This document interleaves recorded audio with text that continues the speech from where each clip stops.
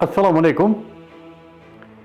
Biz vada kılganda ile bugünkü bizim tasmabız Peygamberimiz sallallahu aleyhi ve sellem'den İslam dinin yetkiliyordögü açık çakırusu jönünde söz kılabız. Açık çakıruu etabı emnelerden turgan, kanday okuyalar yüz bergen jana andagı mыйзам ченемдүүлүктөр жөнүндө азын олак болсо да маалымат беребиз.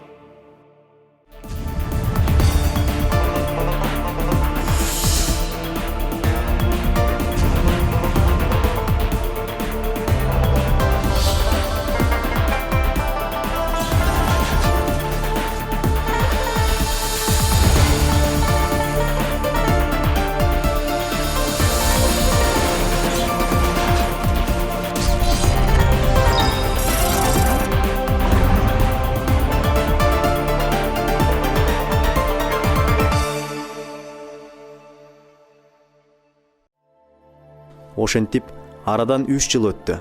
Бул арада ислам чакырыгынын таухидке, ыйманга, тазалыкка, Аллахка болгон тобокелге жана пайгамбарга шексиз ишенүүгө негизделген классикалык даават формуласы калыптанды. Мына ушул убакыт ичинде Пайгамбарыбыз саллаллаху алейхи саламдын сабактарынан тарбия алган сахабалар акыретке толук ишенүүнү, Аллах субхану ва таалага толук тобокел кылууну, бул жашоонун ырахатынан толук кутулууну жана негизгиси Пайгамбарыбыз саллаллаху алейхи саламдын жетекчилигин толук кабыл алууну үйрөнүштү.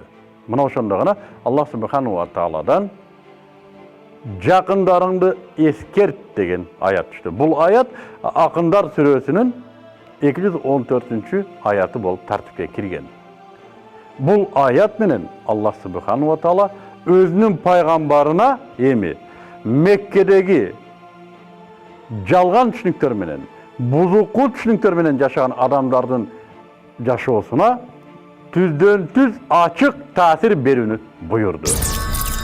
Бул аяттар түшкөн соң, Пайгамбарыбыз саллаллаху алейхи вассалам хашимдерден баш аягы 45 аксакалды конокко чакырды.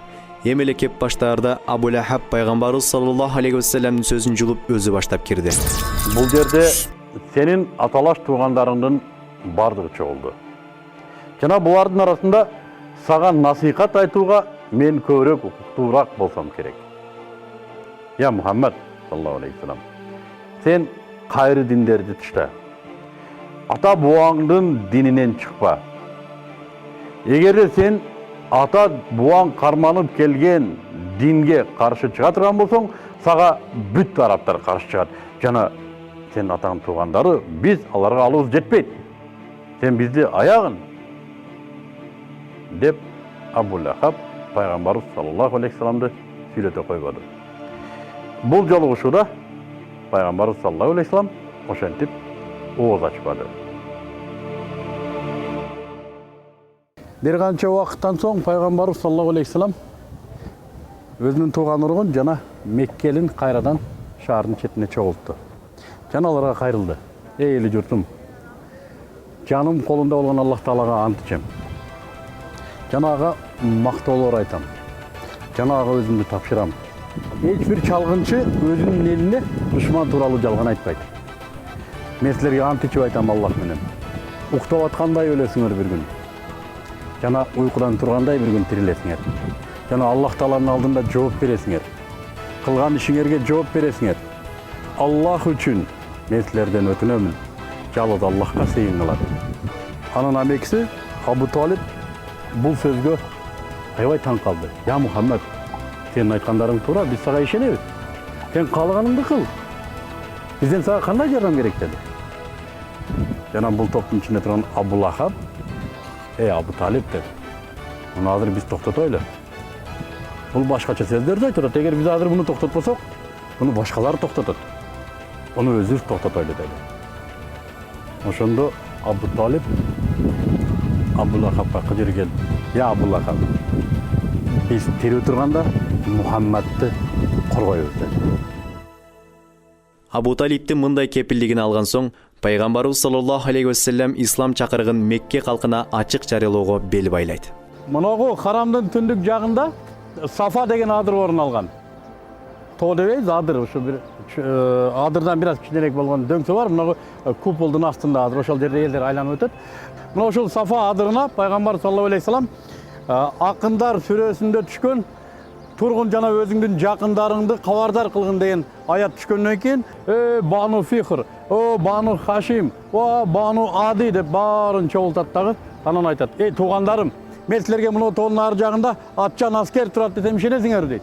Я Мухаммад, албетте ишенебиз. Анткени биз сенин жалган сүйлөгөнүңдү уккан эмеспиз, жана биз сени Мухаммад амин деп билебиз дейт. Мына ошондо Мухаммад саллаллаху алейхи вассалам айтат: билгиле, акырет жакындоодо жана Аллахтын жазасы да жакындоодо дейт.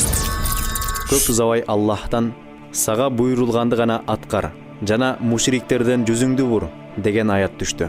Жана пайгамбарыбыз саллаллаху алейхи вассалам арабтардын буттарга сыйынганын адашкандык, ал эми ырым-жырымдарын жапайылык деп айтып чыкты. Ачуу чындыкты жар салган бул үн чайыттай күнкү чагылгандай болду.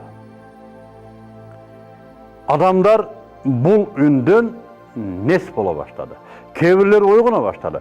Буга чейинки жашап келген жашоосу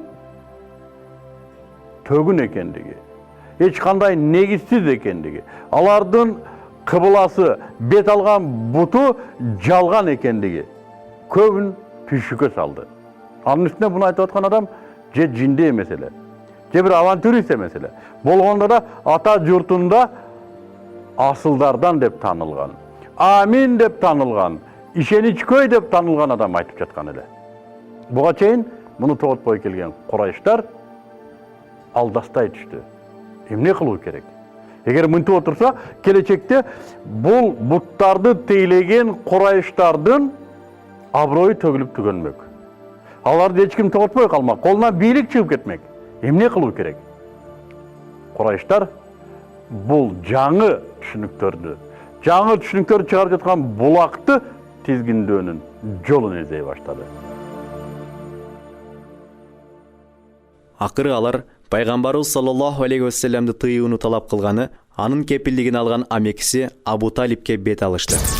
Абу Талип, сенин агаңдын баласы, амекиң биздин кудайларыбызды мазактады. Биздин динибизге шек келтирди. Бизди болсо келесо деди, жана биздин ата бабаларыбызды адашкан деп атат. Сен Мухаммадты саллаллаху алейхи вассалам өзүң токтот. Жол болсо бизге бер, биз токтотолу. Абу Талип өзүнүн ордундагы эң адептүү инсандардан эле, алардын баарын угуп, жумшак мүнөздө жооп берди. Алар кетти, бирок пайгамбар саллаллаху алейхи вассалам өзүнүн ачык даватын уланта берди, кылып аткан ишин кылып, айткан сөздөрүн айта берди.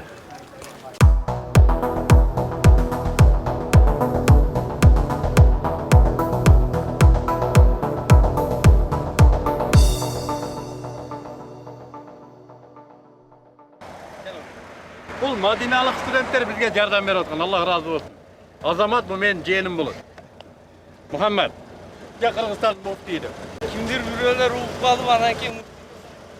Kimdir büröler uğuktu.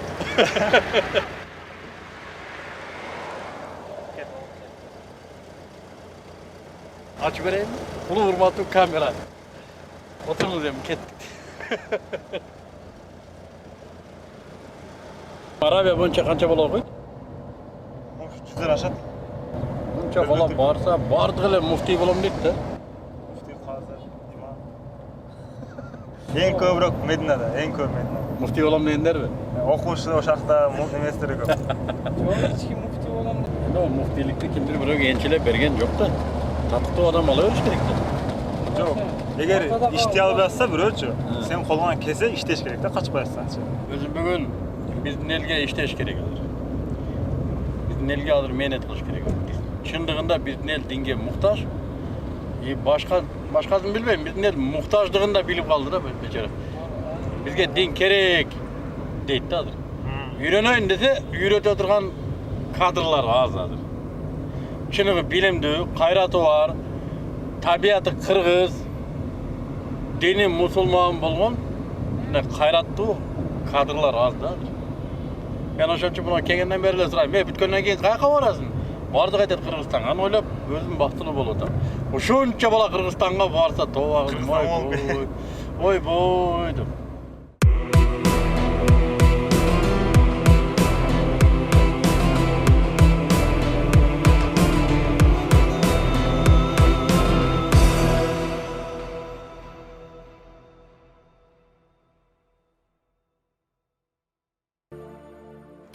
ислам динinin başatındагы анын алгачкы чакырыктары жөнүндө алдын-ала кеп кылдык. Эмики көрсөтүүдө Аллах насип этсе, мына ушул чакыруудагы пайда болгон кыйынчылыктардын башталышы жөнүндө сөз кылабыз. Бул фильм жөнүндө кабар алыш үчүн, анын чыккандыгын өз учурунда билиш үчүн биздин каналга жазылыңыздар жана көргөндөн кийин лайк басыңыздар, башкаларга дагы тараганга жардам бериңиздер.